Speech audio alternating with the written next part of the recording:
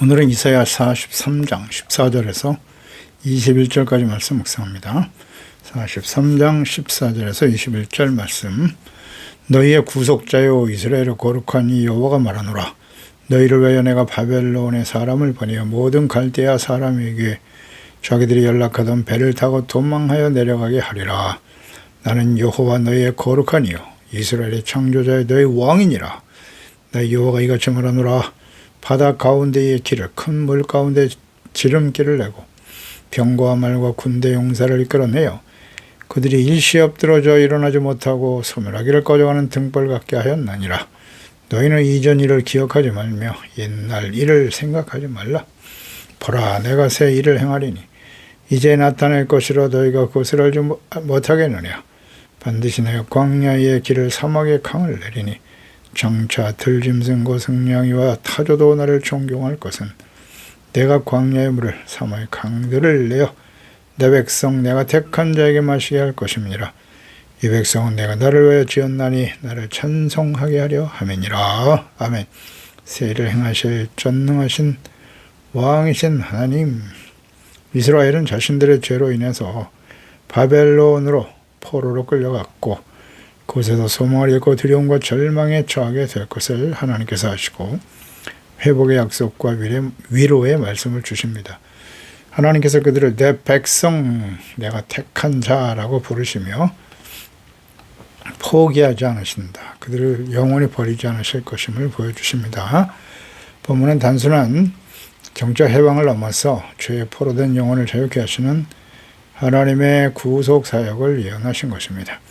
이제 하나님은 과거의 영광에 머물지 말고 장차 행하실 새 일, 즉 광야의 길을 내고 사막의 강을 내는 초자연적인 회복 불가능한 일을 가능하게 하시는 전능하신 하나님을 바라보게 하시고 하십니다.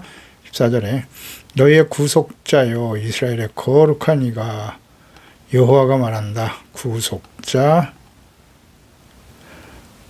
거룩하니 너희를 위해 내가 바벨론 사람을 보내어 갈대아 사람에게 자기를 연락하던 배를 타고 도망하여 내려가게 하리라. 구속자 거룩하신 하나님 여호와. 구속자라고 하는 호칭, 법적인 혹은 가족적인 책임을 의미하는 말이기도 했죠. 구약시대에 하나님께서 언약의 백성 이스라엘의 빚을 갚고 자유롭게 할 수 있는 의무를 친히 하나님께서 감당하시겠다는 것입니다.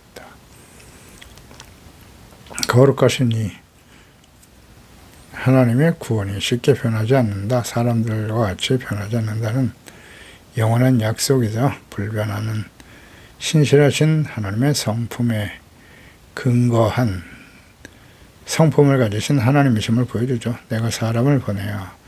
하나님께서 보낸 사람은 바사 왕 고레스입니다. 하나님께서는 바사와 메대를 통하여 바벨론을 치셨고 그때 재난의 위경 속에서 탈출을 꾀하던 도망자들을 멸하셨다. 뿐만 아니라 그때 바벨론의 귀족들도 서로 먼저 도망치기 위해서 배에 오르기를 경쟁하며 아우성치게 된다. 하나님은 소경된 이스라엘을 증인으로 세울 것임을 말씀하신 후에 본절에서 그들을 얽매이는 바벨론 세력을 멸망시켜 주실 것을 약속하십니다. 이 멸망 사건은 과거 애굽을 멸하신 일을 능가하는 놀라운 하나님의 역사인 것이죠. 하나님의 구원의 사역. 15절 나는 여호와 너희 거룩한 이요 계속 강조하시네요. 거룩하신 하나님 이스라엘의 창조자여 너희 왕이다. 이스라엘을 향하신 하나님의 속성 거룩하신 분 창조자 너희의 왕. 그러니까 하나님께서 이스라엘을 구원하시는 이유와 속성에 대해서 잘 보여주십니다. 하나님은 거룩하신 분이세요. 사람들의 뜻과 생각과 무슨 감정이나 혹은 이익이나 욕망을 쫓아 나라를 공격하기도 하고 세우기도 하고 이런 세속적인 욕망에 이끌려 살아가는 사람들과는 다르다는 거죠. 하나님은 공의의 하나님이세요. 죄를 심판하시고 또 바로잡으시는 성결케 하시는 하나님이시죠. 창조자 이스라엘을 택하사 당신의 백성으로 만드셨음을 나타내는 거죠. 하나님이 만드셨다. 이사야 43장 7절에도 말씀하죠. 내 이름으로 불려지는 모든 자 곧 내가 내 영광을 위하여 창조한 자를 오게 하라. 그를 내가 지었고 그를 내가 만들었다고 말씀하십니다. 창조하신 목적은 영광을 위하여. 43장 21절에도 이 백성은 내가 나를 위하여 지었나니 나를 찬송하게 하려 하심이라고 하셨죠. 에베소서 2장 10절에 보면 우리는 그가 만드신 바라. 우리는 누굽니까? 예수 그리스도를 믿고 구원받은 하나님의 자녀들도 포함이 되죠. 그가 친히 만드셨고 그리스도 예수 안에서 선한 일을 위하여 지으심을 받은 자다. 우리를 지으셨다. 이는 하나님이 전에 예비하사 우리로 그 가운데 행하게 하려 하심이니라. 아멘입니다. 구약의 이스라엘 백성들만이 아니라 새 언약 예수 그리스도의 피의 언약으로 구원받은 하나님의 자녀 그리스도인들 역시 하나님이 직접 지으신 자이십니다. 너희의 왕이다. 여호와께서 이스라엘을 자기 백성으로 삼으시고 하나님이 왕이 되어 다스리시고 통치하시는 분, 하나님의 나라, 하나님의 왕이다. 출애굽기 15장 18절에 보면 여호와께서 영원 무궁하도록 다스리시도다 하였더라. 영원토록 이스라엘을 다스리시는 하나님, 왕이신 하나님이죠. 시편 16절에도 여호와께서는 영원 무궁하도록 왕이시다. 영원 무궁하도록 왕이시고 이방 나라들이 주의 땅에서 멸망하였나이다. 특히 이제 다윗의 시편에 보면 하나님을 왕으로 고백하고 있죠. 다윗은 이스라엘의 왕이 되었어요. 그런데 항상 다윗은 이스라엘 왕이 자기 자신이 아니라 하나님이심을 고백하고 있어요. 정말 겸손한 사람이죠. 하나님 왕이시고 나는 종이다. 이 마음이 마지막 순간까지 계속되었다는 게 대단히 중요해요. 우리가 열왕기서를 통해서 확인할 수 있는 바죠. 사람이 왕이 되어 다스리는 그 인간 왕들은 대부분 다 교만해져요. 마지막에 교만해지고 부패하고 타락하는 모습을 보게 되죠. 왕이신 하나님을 버린 사람들의 결말, 이것이 이스라엘의 역사거든요. 분명 하나님께서 이스라엘의 왕이라고 말씀하셨어요. 그런데 이스라엘 백성들이 사무엘상 8장 5절이야죠. 그에게 이르되 보소서 당신은 늙고 당신의 아들들은 당신의 행위를 따르지 아니하니 모든 나라와 같이 우리에게 왕을 세워 열방들처럼 사람이 왕이 되어 우리를 다스리게 해달라고 말합니다. 우리에게 왕을 주어 우리를 다스리게 하라 했을 때 사무엘이 그것을 기뻐하지 아니하여 여호와께 기도할 때 하나님 말씀하시죠. 여호와께서 사무엘에게 이르시되 백성이 내게 한 말을 다 들어라. 이는 그들이 너를 버림이 아니요 나를 버려 자기들의 왕이 되지 못하게 하려 함이니라. 분명히 말씀하시죠. 사람이 왕이 되어 다스려 달라. 왕이신 하나님을 버린 것이라고 하나님 말씀하셨어요. 결국 이런 일이 일어날 것이라고 이미 신명기 17장에 자세히 말씀하셨죠. 사람이 왕이 되어 다스리는 일이 벌어질 건데 그때 왕들이 해서는 안 될 일, 해야 할 일에 대해서 분명히 말씀하셨죠. 사람이 왕이 되어 다스리는 나라의 결말은 이와 같다. 이사야 시대에 이미 북이스라엘은 아수르에 의해서 망했고요. 10지파를 이끌고 나간 여로보암 북이스라엘 하나님을 버리고 우상을 세웠잖아요. 송아지 우상을 세우고 한 사람도 하나님께 돌아오지 않아요. 마지막 호세아 왕까지. 유다 역시 히스기야 아버지였던 아하스 왕 아주 악한 우상 숭배자죠. 다메섹에 제단을 가져다만 똑같이 만들어서 성전에 세우잖아요. 성전에. 악한 우상 숭배자였고 히스기야 이후에 그 아들 므낫세도 심각한 우상 숭배자였죠. 그래서 멸망의 길을 유다도 동일하게 가는 거예요. 돌이키지를 못해요. 교훈을 얻지 못합니다. 이것이 바로 왕이신 하나님을 버린 결과다. 매우 중요한 교훈입니다. 우리의 왕은 누구신가요? 진정 하나님께서 예수 그리스도께서 우리의 주가 되시고 왕이 되시고 우리는 종으로 살아가고 있나요? 우리가 다윗을 통해서 본받아야 될 교훈이에요. 다윗만이 마지막 순간까지 죽는 순간까지 하나님을 왕으로 섬기고 자신은 종으로 겸손히 하나님을 섬기고 두려워하며 경외하는 자였다는 사실입니다. 왕과 같이 자기 마음대로 모든 것을 누리고 할 수 있는 권력의 자리에 서면 대부분 대부분이 다 부패하고 타락합니다. 솔로몬 같은 사람도 보세요. 온전한 믿음을 지키기가 쉽지 않다. 16절 나 여호와가 이같이 말하노라. 바다 가운데 길을 큰 물 가운데 지름길을 내고 병거와 말과 군대 용사를 이끌어내어 그들이 일시 엎드러져 일어나지 못했고 소멸하는 꺼져가는 등불 같게 했다. 하나님께서는 과거의 출애굽 사건을 기억하라고 하시네요. 홍해를 가르시고 애굽의 군대를 수장시킨 일, 이스라엘을 구원하시는 일에 나타난 강력한 주님의 구원의 능력이었죠. 바다 가운데 길을 내셨다. 홍해에 길을 내시고 이스라엘 백성들을 구원하신 크고 놀라우신 하나님의 능력, 불가능을 가능케 하시는 하나님의 전능하심을 보여주죠. 네. 이스라엘 병거, 애굽의 병거와 군대가 꺼져가는 등불처럼 소멸해버렸다. 수장시켜버렸죠. 하나님을 대적하는 세력들의 최후가 어떠할 것인가를 보여줍니다. 이 말씀들을 보면 대부분 완료형이나 혹은 미래의 완료형으로 말씀하고 계시거든요. 이는 과거의 사건이 현재도 재현될 수 있는 어제나 오늘나 영원토록 변함없으신 하나님의 사랑과 구원의 능력을 보여줍니다. 우리가 낙심할 때 가장 먼저 해야 할 일은 하나님께서 주의 백성들을 어떻게 구원하셨는가를 묵상하는 것이고 예수 그리스도 죄 없으신 하나님의 아들을 십자가에 내어 주시기까지 우리를 구원해 주시고 사망에서 생명으로 옮겨주신 하나님의 그 구원의 능력을 묵상하는 일이에요.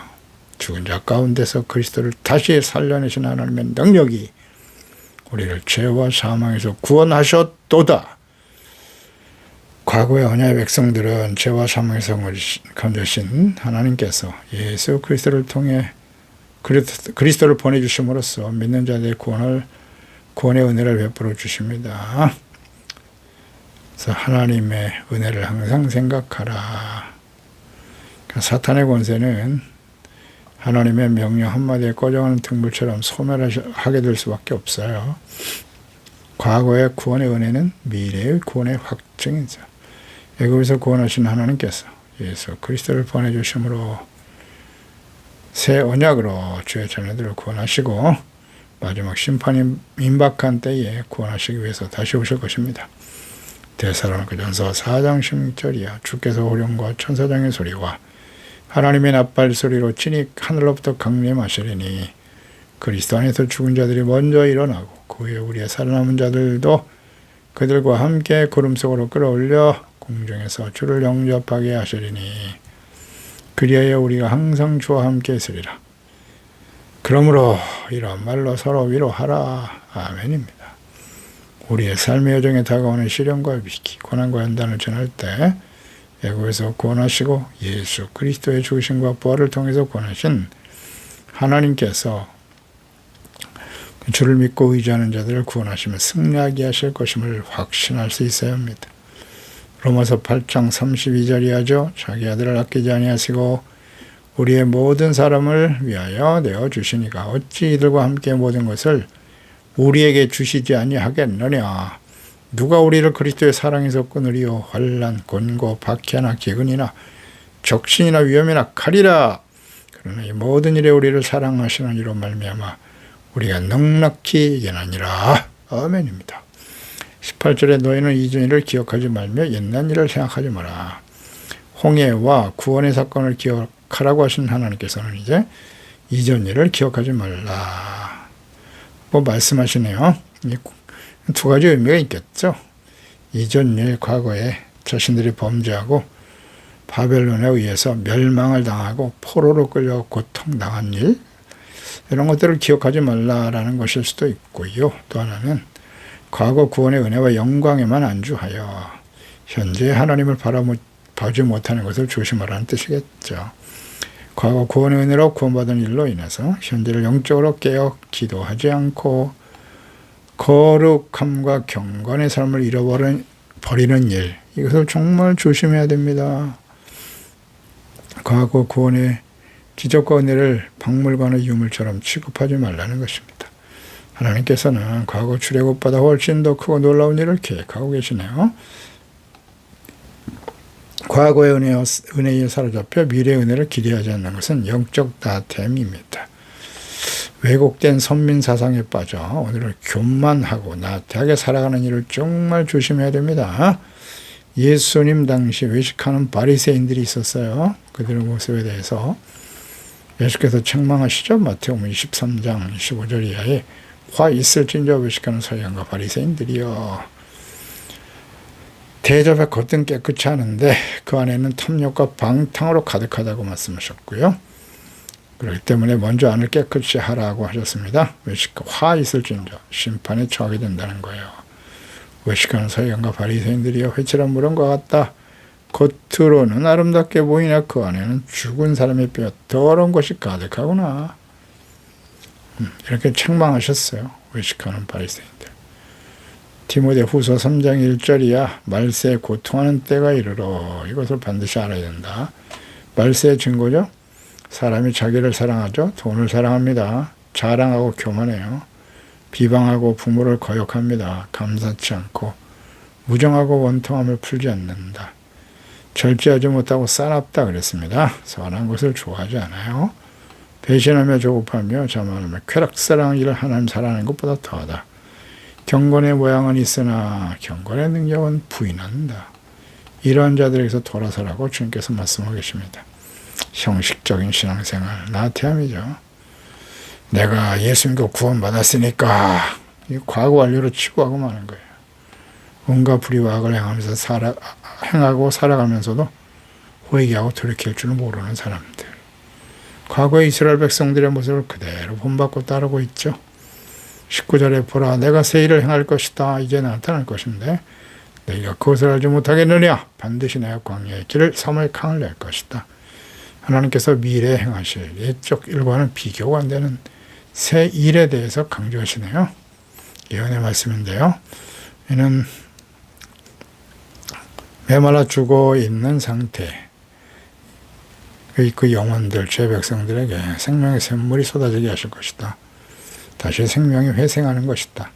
하나님께서 이스라엘 백성들의 귀한 때에 광야와 사막을 완전하게 통과할 수 있도록 특별한 보호와 배려를 베풀어 주실 것에 대한 약속이기도 하고요. 궁극적으로는 죄와 죽음으로부터 해방시켜 주실 예수 그리스도의 사역을 예표하는 것이죠.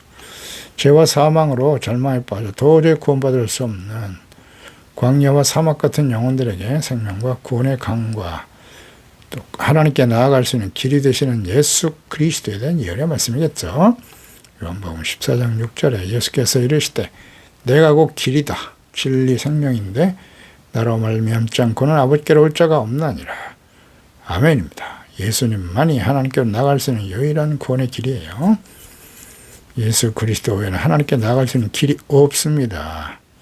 요한복음 7장 37절 이하에 명절 끝날고 큰 날에 예수께서 서서 외쳐 이르시되 누구든지 목마르거든 내게로 와서 마셔라. 나를 믿는 자는 성경의 이름과 같이 그 배에서 생수의 강이 흘러나올 것이다. 아멘입니다. 예수 그리스도가 우리의 생명의 강이 되시는 거예요. 예수 그리스도를 믿어야 돼요. 나를 믿는 자라고 하셨잖아요. 예수 그리스도만이 하나님께 나갈 수 있는 유일한 길이에요. 어떠한 교주나 특별한 능력을 가진 사람이 아니에요. 하나님, 예수 그리스도. 이걸 모르면 어떡하나.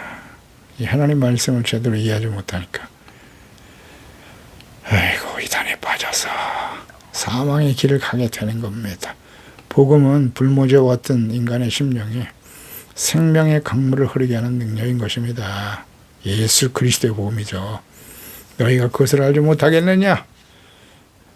영적 무지에 대한 책망이고요. 믿음의 눈을 뜨라는 강력한 촉구이시기도 하죠. 우리가 처한 환경이 사막 같을지라도 하나님께서 새 일, 즉 새 언약으로 보내주신 예수 그리스도를 믿고 의지할 때 영원한 생명의 통로로 나아가게 되는 거예요. 예수 그리스도만이 구원의 통로가 된다는 사실이에요.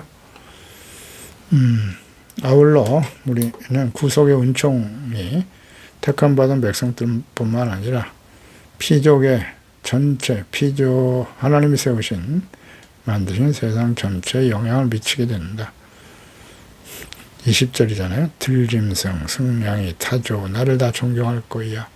내가 광야의 물 삼을 강을 내어 내 백성 내 백성에게 주신대요. 내가 택한 자를 마시게 한다는 사실에 여기 집중해야 돼요.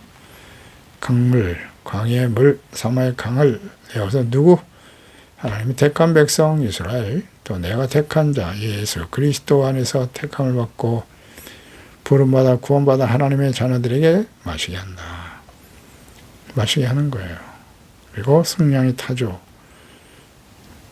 로마서 8장 19절에 나와 있죠. 피조물이 고대하는 바는 피조물, 하나님의 아들들이 나타나는 것인데 피조물이 험한데 굴복하는 것은 자기의 뜻이 아니오 오직 굴복하게 하시는 이로 말미암음이니라.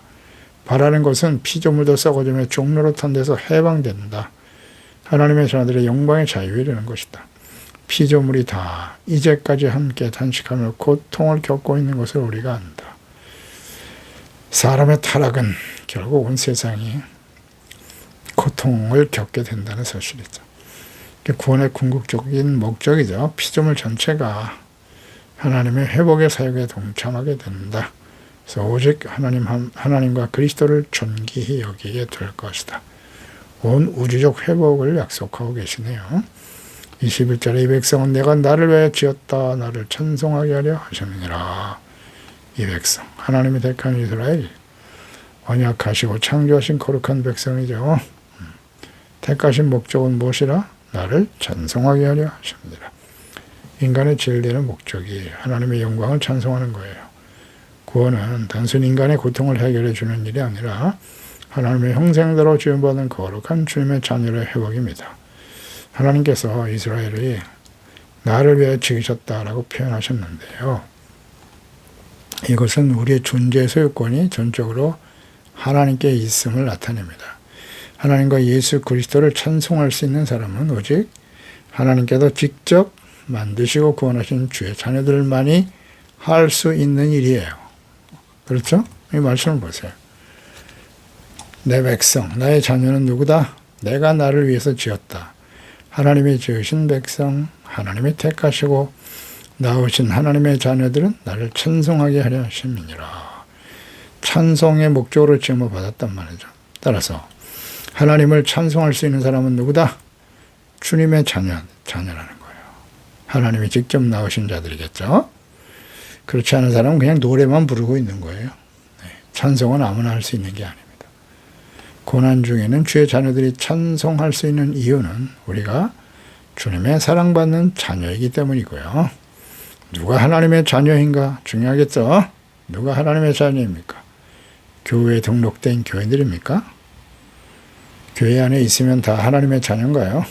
요한복음 1장 12절 13절 영접하는 자 곧 그 이름을 믿는 자들에게는 하나님의 자녀가 되는 권세를 주셨으니 하나님의 은혜로 주어지는 거예요. 이는 혈통으로나 육적으로나 사람의 뜻으로 나지 아니하고 오직 하나님께로부터 난 자들이니라. 하나님 직접 나오셨대요. 영접하는 자 곧 그 이름을 빛으로 오신 예수 그리스도. 하나님의 아들이 사람의 몸을 가지고 이 땅에 오셨다는 거죠. 이걸 믿어야 돼. 영접한 나의 주로 영접해야 돼. 주인이에요. 왕이세요. 그런 사람이 하나님이 직접 나오신 자다. 이것은 오직 하나님의 성령께서 우리 가운데 임하시고 거듭날 때만 가능한 거예요. 물과 성령으로 거듭난 자들이 있죠. 그들은 하나님의 영광과 찬송을 위해서 창조하신 것이고 이것을 깨닫게 되죠. 그래서 그 은혜를 날마다 감사하고 찬송하는 사람들입니다. 우리는 어떤 상황 속에서도 하나님을 찬송하고 있나요? 찬송은 예배의 한 형식이 아닙니다. 찬송에 대한 우리 태도는 어떤가요? 진심으로 하나님의 행하신 일, 또 하나님과 주 예수 그리스도의 거룩하심과 사랑과 자비와 긍휼하심, 그 하나님을, 우리를 구원하신 하나님을 영원토록 찬송하게 되는 것입니다. 그렇습니다. 하나님 아버지, 오늘도 하나님께서 말씀하십니다. 이스라엘 백성들, 하나님이 택하신 백성들이죠. 언약의 백성들인데요. 그들을 택하신 이유, 나를 찬송하기 위함이다. 이스라엘을 하나님께서 자기 자신을 나타내 주시고 계시하여 주심으로써 하나님은 거룩하신 하나님이고 택한 백성 이스라엘 예수 그리스도를 믿고 구원받은 저희들을 창조하신 분이고 우리의 왕이십니다. 왕이신 하나님, 주 예수 그리스도만이 우리의 길이요 진리요 생명이 되십니다. 하나님만이 우리의 구원이 되심을, 왕이심을 알고 감사하고 찬양하고 기쁨으로 순종하며 주님을 따르는 우리 모두가 될 수 있게 도와주시옵소서. 어떤 상황을 만날지라도 우리를 사랑하시고 영원히 버리지 아니하시며 구원하시고 우리를 온전케 하시는 주님을 바라보고 왕이신 하나님 앞에 마지막 순간까지 겸손함으로 거룩함으로 주님을 섬기며 따르는 우리 모두가 되게 하여 주시옵소서. 예수님의 이름으로 기도드리옵나이다. 아멘.